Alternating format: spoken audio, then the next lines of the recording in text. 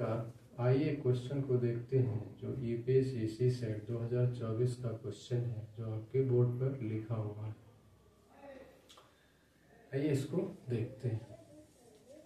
Question है कि in some code letters P, Q, R, S, T represent numbers 4, 5, 10, 12, 15. Full stop. It is not known which letter represents which number. It means ये हमें पता नहीं है कि P के कॉरेस्पॉन्डिंग इसमें से कौन सा नंबर है, Q के कॉरेस्पॉन्डिंग कौन सा नंबर है, एंड सो ऑन। हमें पजल टाइप का ये नंबर्स दिए गए हैं। Full stop. If Q minus S is equal to 2S and T is equal to R plus S plus 3, then what is the value of P plus R minus T? Question mark.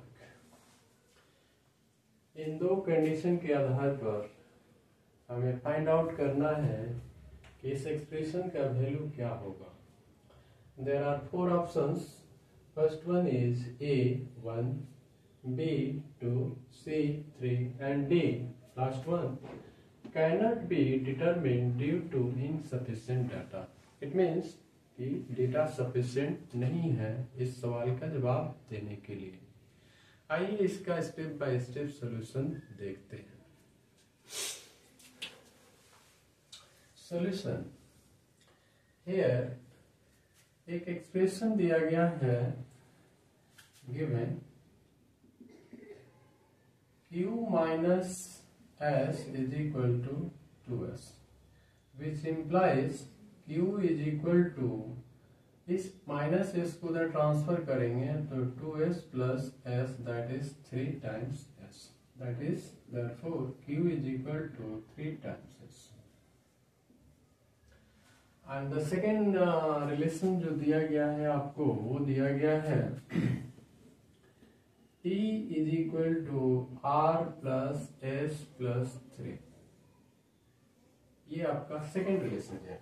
गौर से देखेंगे कि यहाँ ये जो letters के corresponding जो numbers है ये सब है।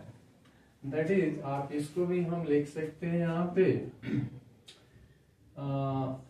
P Q R S T। जो नंबर लेगा वो है 4, 5, 10, 12 एंड 15। ये पता नहीं है कि कौन सा नंबर किस लेटर के कॉरेस्पॉन्डिंग है।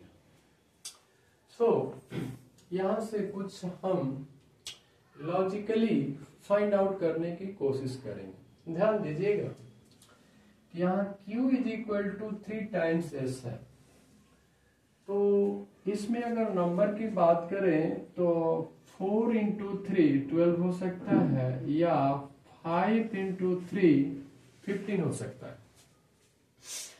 और इसमें कुछ पॉसिबिलिटी हमें नजर नहीं आता है क्योंकि अगर 10 अगर लेंगे तो 30 इसमें नहीं हो सकता, और 12 का 36, 45 का 15 का 45, सो ये सब संभव नहीं है।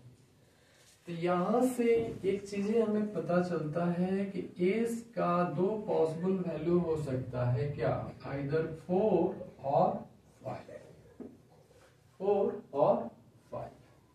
इसी दोनों में से कोई एक वैल्यू होगा किसके लिए, एस के लिए, एंड कॉरेस्पॉन्डिंगली हम क्यू का वैल्यू फाइंड आउट कर पाएंगे। अब थोड़ा यहाँ पे अगर आप आकर देखेंगे कि यहाँ पे अगर कंडीशन के साथ लें, if S is equal to 4, क्या लिया, एस इज इक्वल टू 4 मान लेते हैं, then T can be written as R plus 4 plus 3, that is R plus 7, and this is T। आप सोचिए कि आप एस के लिए ऑलरेडी 4 ले चुके हैं और आपके पास ये सब नंबर है। तो एक संभावना बनती है कि अगर r का वैल्यू 5 ले लें, r का वैल्यू 5 ले लें, तो 5 + 7 t का वैल्यू क्या होगा, 12 होगा।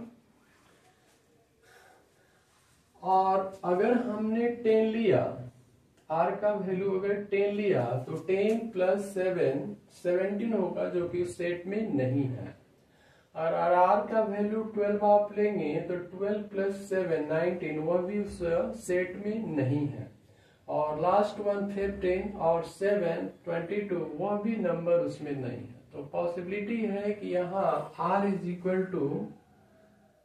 only, this implies r = only 5। तो यदि r = 5 हुआ तो which implies t = 5 + 7, that is 12। अब ध्यान दीजिएगा, यहाँ t का वैल्यू भी 12 हो गया और हमने s का वैल्यू 4 लेकर चला था। तो अगर s 4 होगा तो q भी क्या, when s = 4, this implies q = 3 × 4, that is 12। तो यहाँ पे दो वैल्यू q एंड t का वैल्यू जो आ रहा है वो सेम आ रहा है। इट मीन्स कि ये जो r का वैल्यू 5 लिया गया है या s का वैल्यू 4 लिया गया है, ये नहीं हो सकता है। यानी ये गलत दिया, क्यों कि ये जो है यहीं से स्टार्ट हुआ है इस गलत होने का कारण।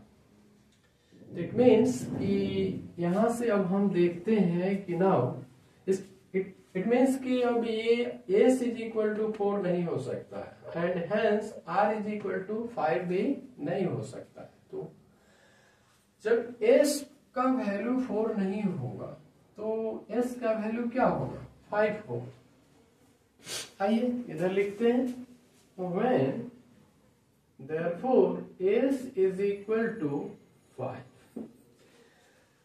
which implies q का जो वैल्यू होगा 3s, that is 3 × 5, that is क्या हो जाएगा, 15। हमें दो वैल्यू मिल गया 5 15 s3, यानी यहाँ से s भी मिल गया, q भी मिल गया और यहाँ से 5 भी हट जाएगा और 15 भी हट गया। Now when s = 5, from this relation we can write t = r plus s का वैल्यू 5 आया है और plus 3, that is r plus 8। अब ध्यान दीजिए, t का वैल्यू जो है वो r plus 8 आ चुका है। अब यहाँ r का पॉसिबिलिटी जो है वो है या तो हमें 4 लेना होगा या 10 लेना होगा या 12 लेना होगा। तो अगर 4 लेंगे तो t का वैल्यू 12 मिल जाएगा, जो कि ऑलरेडी सेट में है। But whenever I take values of r is 10, in that case 10 + 8 18, जो कि सेट में नहीं है। और अगर आपने 12 लिया in that case 12 + 8 क्या होगा, 20, जो कि इस सेट में नहीं है। तो therefore यहाँ से लॉजिकली हम कंक्लूड कर सकते हैं कि r = only 4 and which implies values of t is nothing but 4 + 8 = 12। तो यहाँ से तो वैल्यू हमें मिल गया, r भी मिल गया एंड t का भी वैल्यू मिल गया 12। तो रेस्ट जो p होगा, therefore p का जो वैल्यू होगा वो होगा 10। तो आप इसको यहाँ पे लिख सकते हैं, यहाँ एक अरेंज करके लिखते हैं। therefore p का वैल्यू जो आया वो 10 आया, q का वैल्यू जो आया, q यहाँ से वो है 15, q है 15, p q r का जो वैल्यू है वो है 4 r, s का वैल्यू हमारा 5 लिया आया है 5। एंड फाइनली टी का जो वैल्यू है वो है आपका 12। अकॉर्डिंग टू दिस वैल्यूज आप इस एक्सप्रेशन का वैल्यू फाइंड आउट कर सकते हैं, which is therefore p plus r plus minus T is equal to p जो दिया गया है वो है 10 प्लस r जो है वो आया है 4 माइनस t जो है वो है आपका 12। सो 10 plus 4 14 minus 12 that is 2 and 2 is the correct answer for this question। तो इस तरह से हमारा जो इस क्वेश्चन का जो करेक्ट ऑप्शन हुआ वो है बी, और यहाँ पे ए गलत होगा, सी भी गलत होगा, और डी कह रहा है कि इनसफिशिएंट डाटा नहीं, डाटा इनसफिशिएंट नहीं है, डाटा सफिशिएंट है सवाल का जवाब देने के लिए।